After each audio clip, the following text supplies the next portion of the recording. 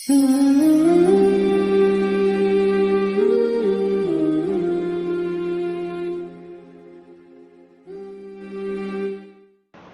سے پچھلی آیتوں میں آپ حضرات کے سامنے ایمان والوں کی جو خاص صفتیں ہیں جن پر اللہ تبارک و تعالی نے فرمایا تھا کہ آخرت بہتر ہے اور باقی رہنے والی ہے ان لوگوں کے لیے جو اپنے رب پر ایمان لائیں، وعلی ربہم یتوکلون، اور اپنے رب پر بھروسہ کرتے ہیں۔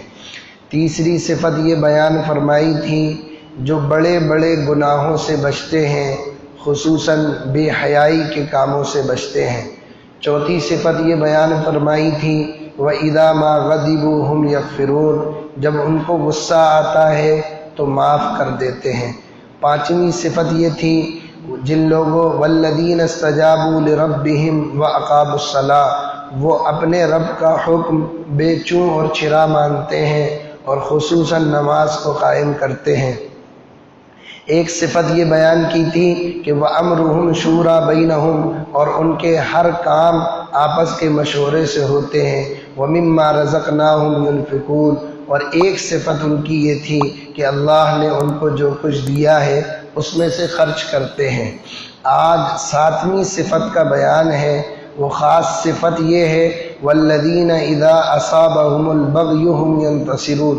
جب تک پہلی صفتیں آپ حضرات اپنے ذہن میں نہیں لائیں گے تو یہ آگے کی بات سمجھنی ذرا سی مشکل ہوگی، اس لیے میں نے پچھلا سبق آپ کے سامنے دہرایا ہے تاکہ پچھلے اسباق آپ کے سامنے آ جائیں تو آج کی بات سمجھنا آسان ہو۔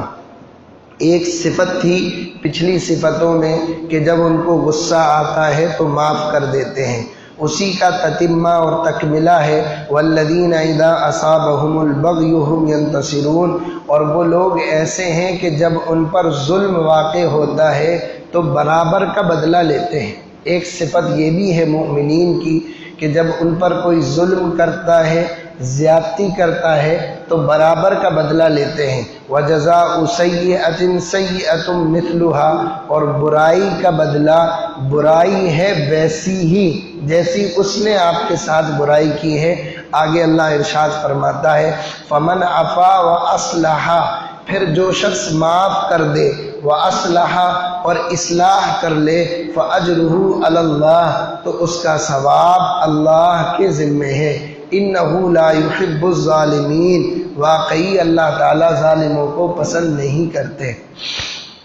آج جو ساتویں صفت ہے، خاص صفت یہ ہے کہ جب مومنین پر ظلم ہوتا ہے تو وہ برابر کا بدلہ لیتے ہیں، برابر سے زیادتی نہیں کرتے۔ ایک بات تو یہ سمجھنے کی ہے کہ جب ان لوگوں پر ظلم ہوتا ہے تو وہ برابر کا بدلہ لیتے ہیں۔ اس سے پتہ چلا کہ برابری کا بدلہ لینے کی گنجائش ہے، اجازت ہے، آدمی برابری کا بدلہ لے سکتا ہے، لیکن کن چیزوں میں بدلہ لے گا؟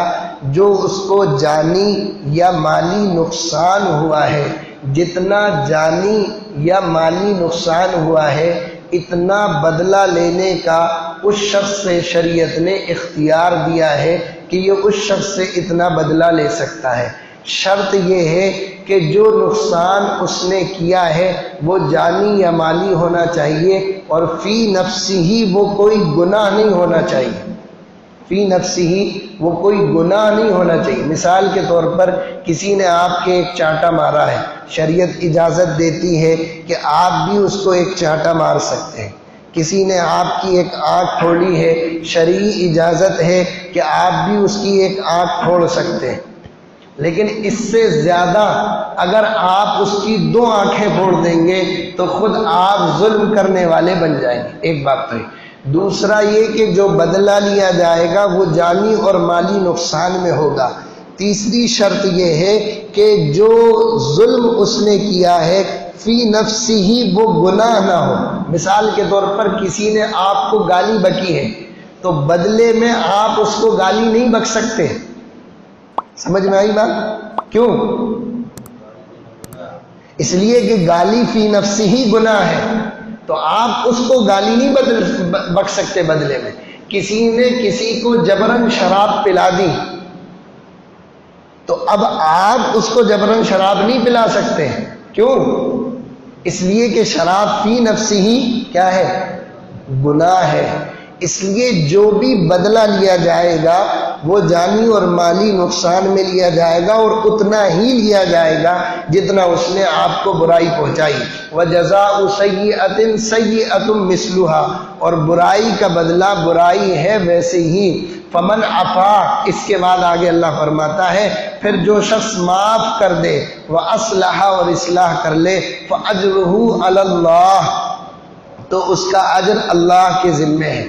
یعنی اس میں بھی اگر معاف کر دے اور اس سے صلح کر لے تو اللہ تبارک و تعالی اس کا اجر اور بدلہ اپنی طرف سے اس کو دیں گے. میں نے اس سے پہلے آپ کے سامنے حدیث بیان کی تھی کہ اللہ کے نبی صلی اللہ علیہ وسلم بھی موجود ہیں اور حضرت ابو بکر صدیق بھی موجود ہیں. حضرت ابو بکر صدیق رضی اللہ عنہ کو کوئی شخص برا بھلا کہہ رہا، اللہ کے نبی بیٹھے ہوئے مسکرا رہے.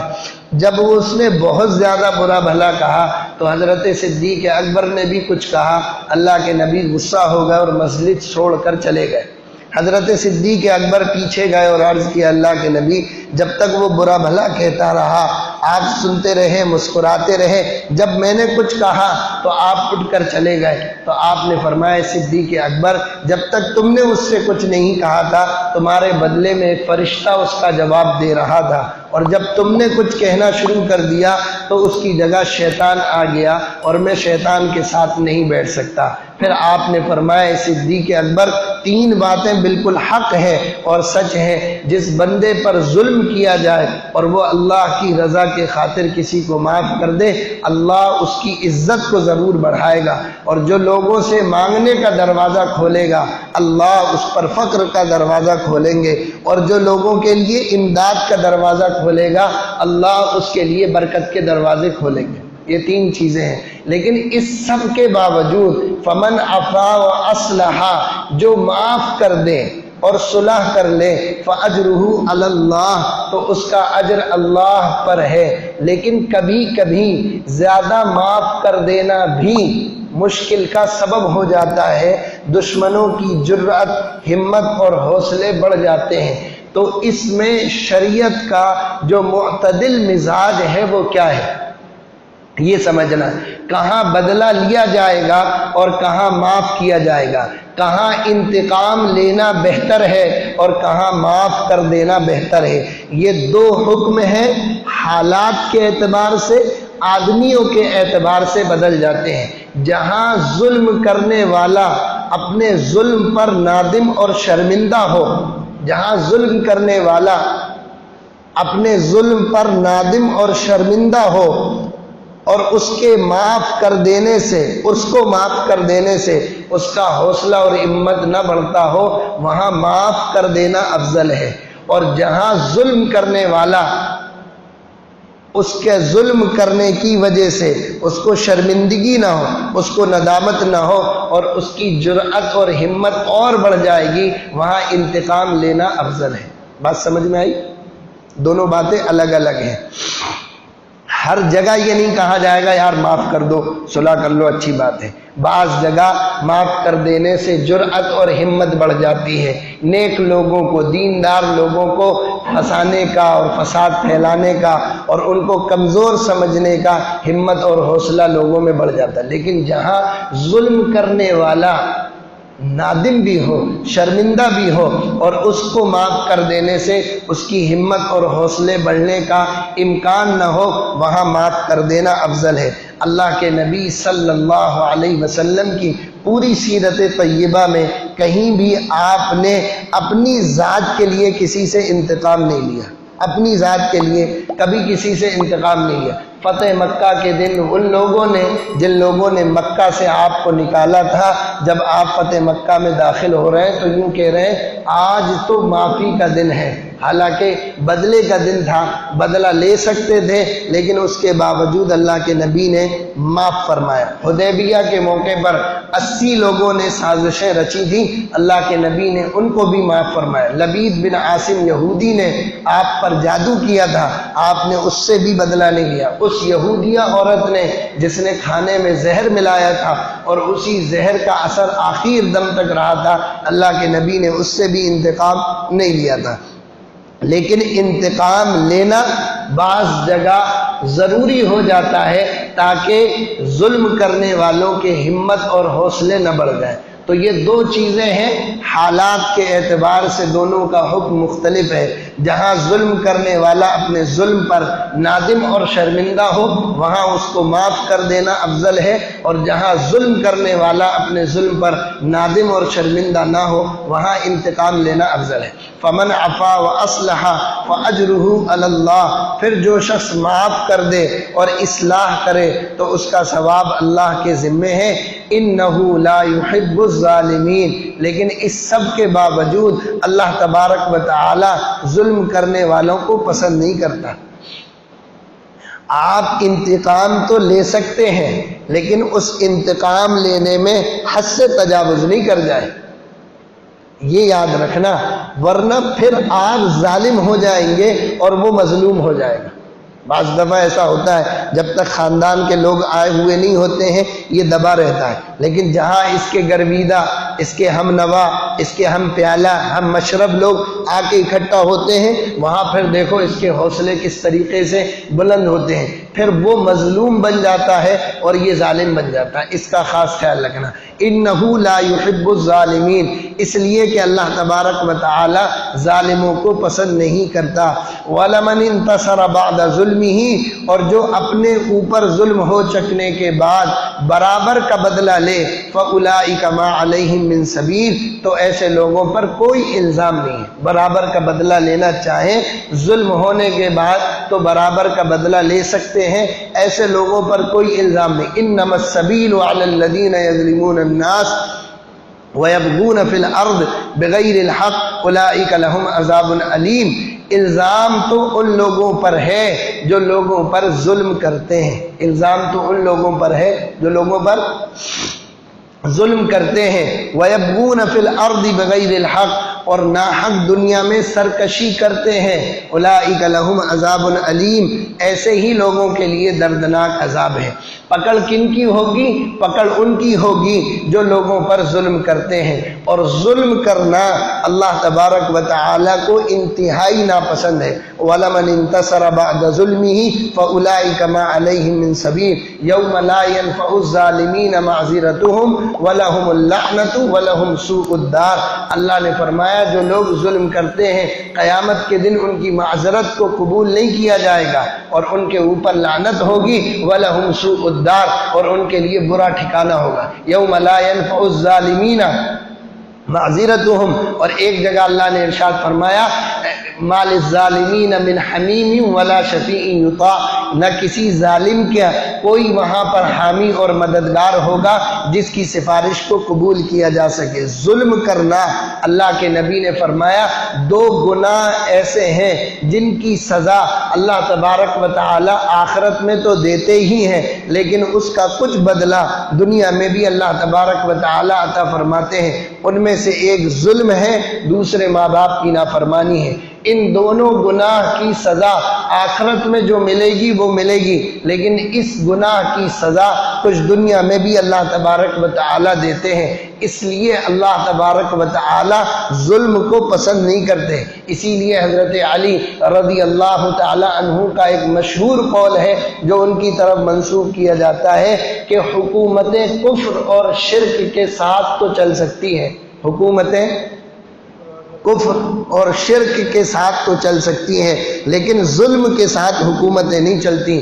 فرعون جیسا ظالم آدمی کون ہوگا جس نے بنی اسرائیل کے بچوں کو قتل کروایا، 400 سال تک حکومت کرتا رہا، کبھی سر میں درد نہیں ہوا، کبھی دانت نہیں ٹوٹے، کبھی کمر اس کی ٹیڑھی نہیں ہوئی، کبھی اس کی کمر میں درد نہیں ہوا، 400 سال تک حکومت کرتا رہا۔ لیکن جب بنی اسرائیل کے بچوں کو قتل کیا اور ظلم پر اتر آیا تو پھر اللہ تبارک و تعالی کی طرف سے پکڑ آئی، اور جس کے لیے یہ کہتا تھا الیس لی ملک مصر وہذہ الانہار تجری من تحتی، یہ ملک مصر میرا ہے، یہ نیچے جو مصر کے نیچے نہریں بہ رہی ہیں، ندیاں بہ رہی ہیں، یہ میری ہیں۔ اللہ نے انہی نہروں میں اور انہی ندیوں میں اس کو ڈبویا، اس کے سپاہی، اس کے کارندے، اس کے وزیر، اس کے غلام، اس کی بانیاں، اس کے تمام لوگ دیکھتے رہ گئے، کوئی بھی فرعون کو بچا نہیں سکا، اللہ نے انہی نہروں میں اس کو ڈبو دیا۔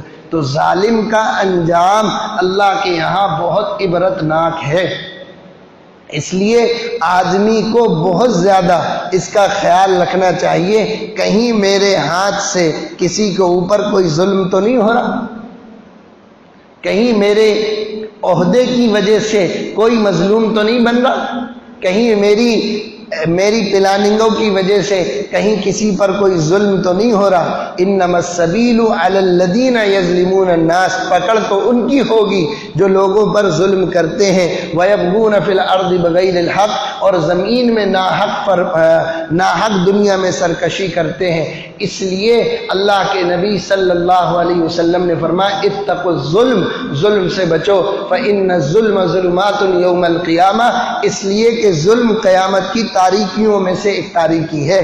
قیامت کے دن ظالم کو بہت سخت عذاب دیا جائے گا۔ حدیث میں آتا ہے 3 قسم کے لوگوں کو سب سے زیادہ سخت عذاب دیا جائے گا۔ ایک وہ شخص جس نے کسی نبی کو قتل کیا ہو، دوسرا وہ شخص جو کسی نبی کے ہاتھ سے قتل ہوا ہو، اور تیسرا وہ جو ظالم بادشاہ ہو۔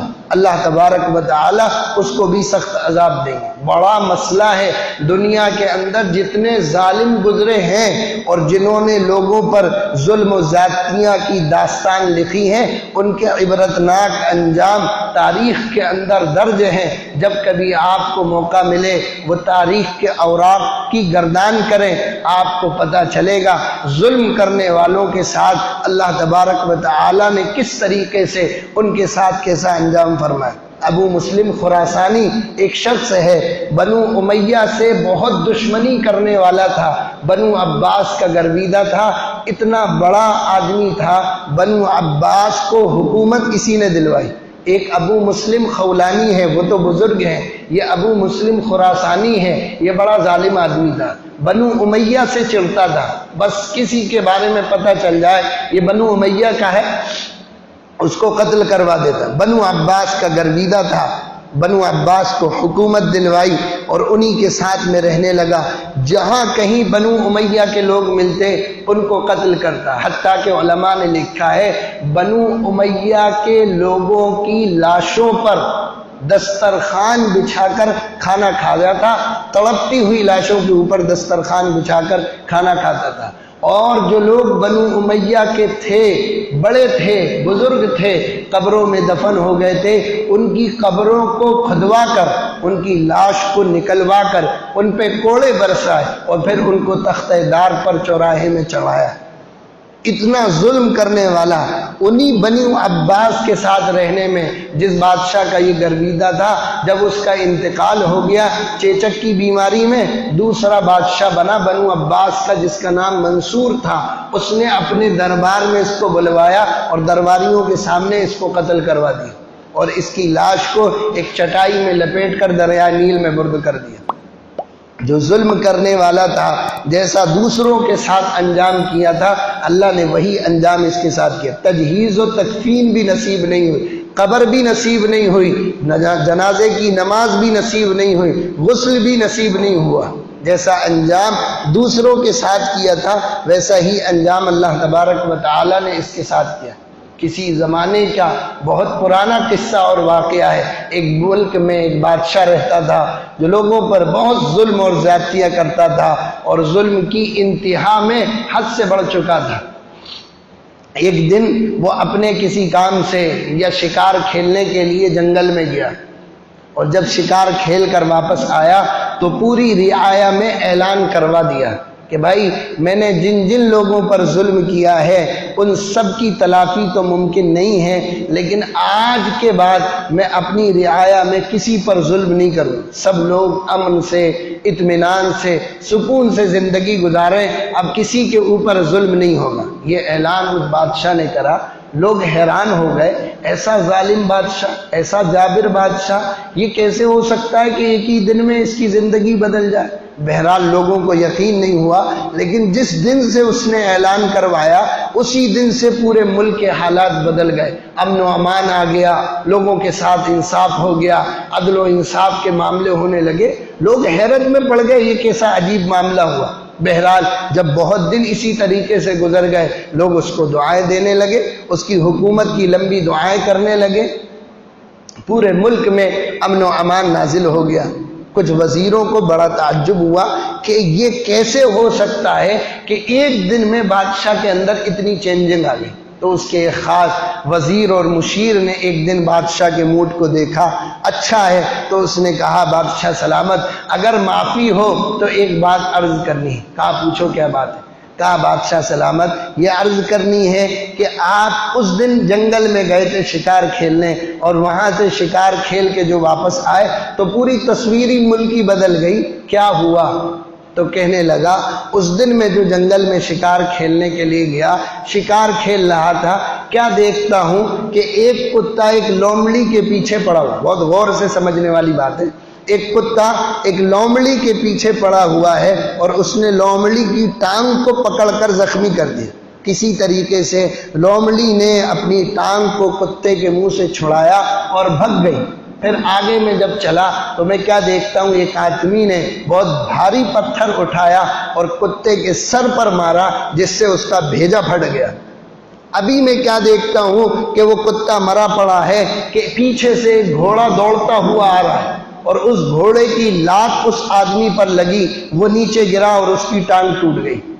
ابھی یہ ٹانگ اس کی ٹوٹی ہی تھی کہ آگے میں جو چلا تو میں نے دیکھا گھوڑے کا ٹانگ ایک بل کے اندر پھنسا اور گھوڑا گرا تو گھوڑے کی ٹانگ ٹوٹ گئی۔ کہنے لگے جب میں نے یہ حالات پورے دیکھے تو مجھے اپنے ظلم کی داستان یاد آ گئی کہ جیسا لوگوں کے ساتھ کریں گے ویسا ہی اللہ تبارک و تعالیٰ کی طرف سے فیصلے ہوں گے۔ اسی دن میں نے طے کر لیا تھا کہ اب کسی پر ظلم نہیں کروں گا، ورنہ میرا بھی حال اسی طریقے سے ہوگا۔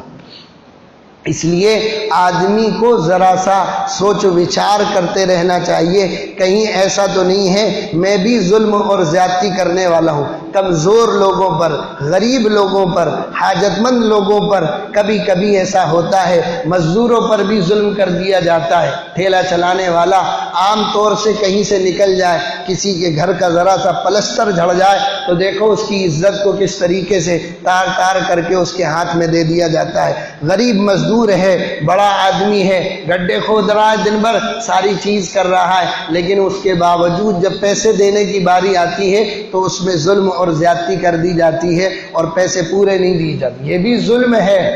میں نے آپ کے سامنے بتایا تھا وضع الشیء فی غیر محلہ، علماء نے ظلم کی تعریف کی ہے، کسی چیز کو اس کے محل پہ جس جگہ رکھنے کی جگہ تھی اس جگہ آپ نے نہیں رکھا، آپ نے اس چیز کے ساتھ ظلم کرا۔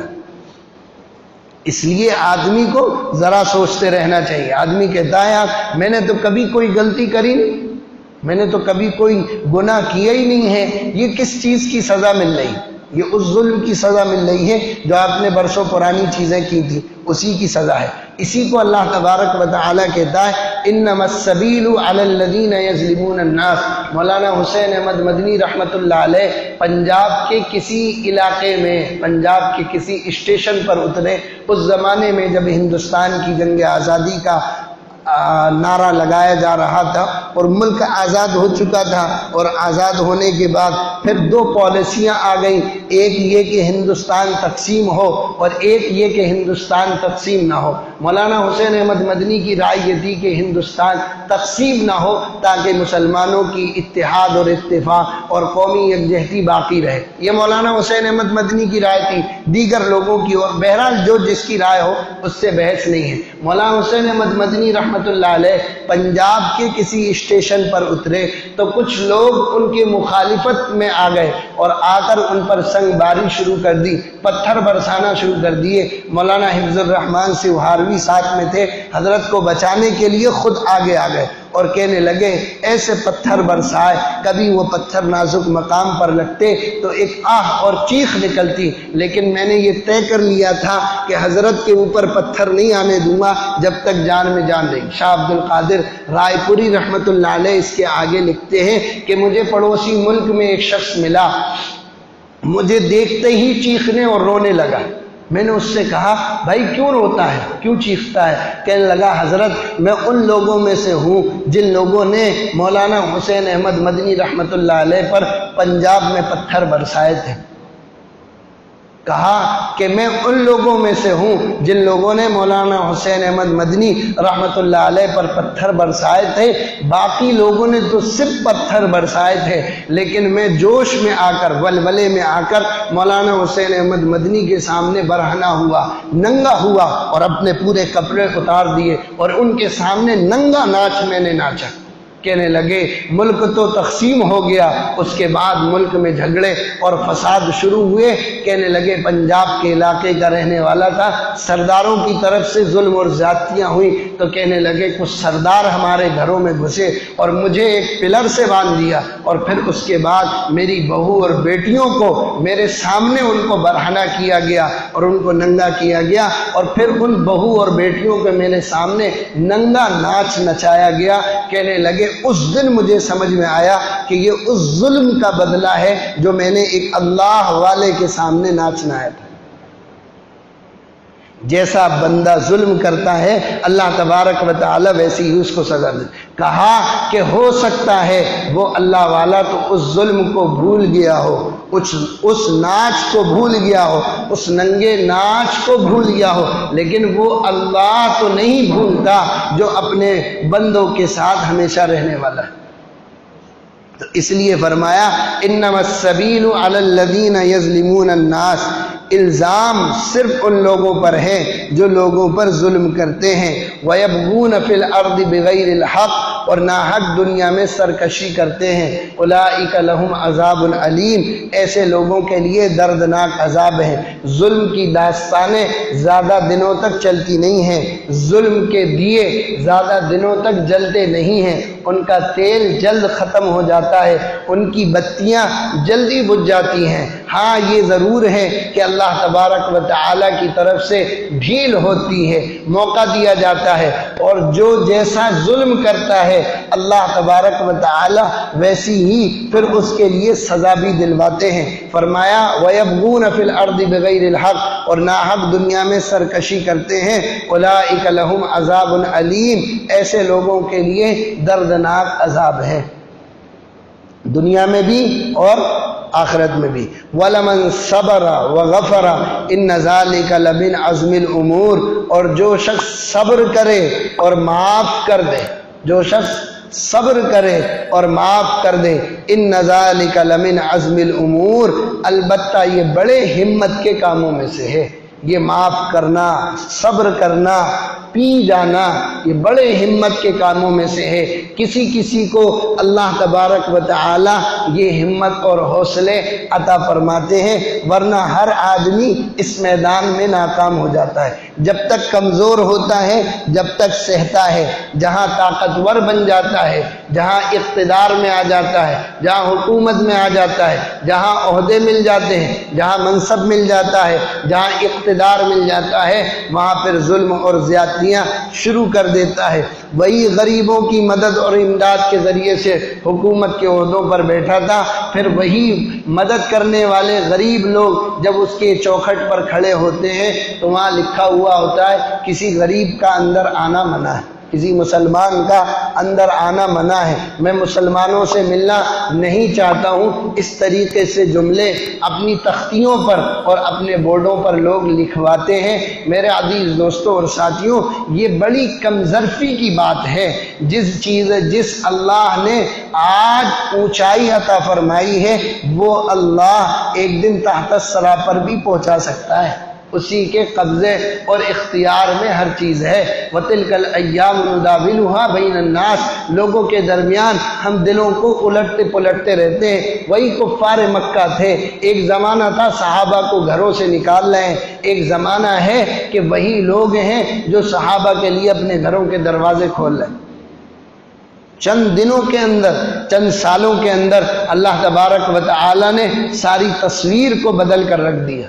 لیکن یہ کب ہے؟ یہ ہمت کے کام ہے، حوصلے کے کام ہے کہ آدمی پر ظلم بھی ہو جائے اس کے باوجود بھی وہ صبر کر لے اور معاف کر دے۔ ان ذالک لمن عزم الامور، یہ بڑے ہمت کے کاموں میں سے، جیسا میں نے آپ کے سامنے عرض کیا، اللہ کے نبی صلی اللہ علیہ وسلم فتح مکہ کے دن بدلہ لے سکتے تھے، اور صحابہ کے اندر بھی، بعض صحابہ کے اندر یہ جذبہ تھا کہ آج بدلے کا دن ہے، اور کسی صحابی کی زبان سے نکل بھی گیا اور جھنڈا ان کے ہاتھ میں تھا، اللہ کے نبی نے فوراً ان سے جھنڈا لیا اور ان کے کسی رشتہ دار کو دیا اور فرمایا نہیں، آج تو بدلے کا دن نہیں ہے، آج تو معافی کا دن ہے، آج میں وہی کہوں گا جو حضرت یوسف علیہ السلام نے اپنے بھائیوں کے لیے کہا تھا، لا تثریب علیکم اليوم، آج تم پر کوئی ظلم اور زیادتی نہیں۔ حضرت یوسف علیہ السلام کے بھائیوں نے کیا نہیں کرا؟ حضرت یوسف علیہ السلام چھوٹے سے بچے ہیں،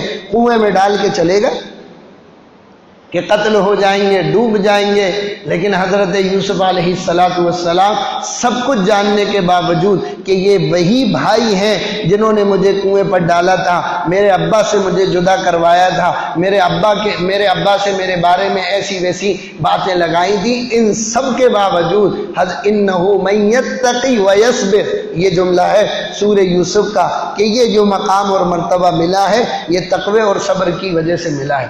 تو آدمی صبر کر لے، انتقام نہ لے، وَلَمَنْ غَفَرَ وَصَبَرَ وَلَمَنْ صَبَرَ وَغَفَرَ إِنَّ ذَلِكَ لَمِنْ عَزْمِ الْأُمُورِ، جو شخص صبر کرے اور معاف کر دے، البتہ یہ بڑے ہمت کے کاموں میں سے ہے، یہ ہر کسی کے بس کی نہیں ہے۔ اس لیے اللہ تبارک و تعالی سے مانگتے بھی رہنا چاہیے۔ یہ 7 صفتیں ہیں۔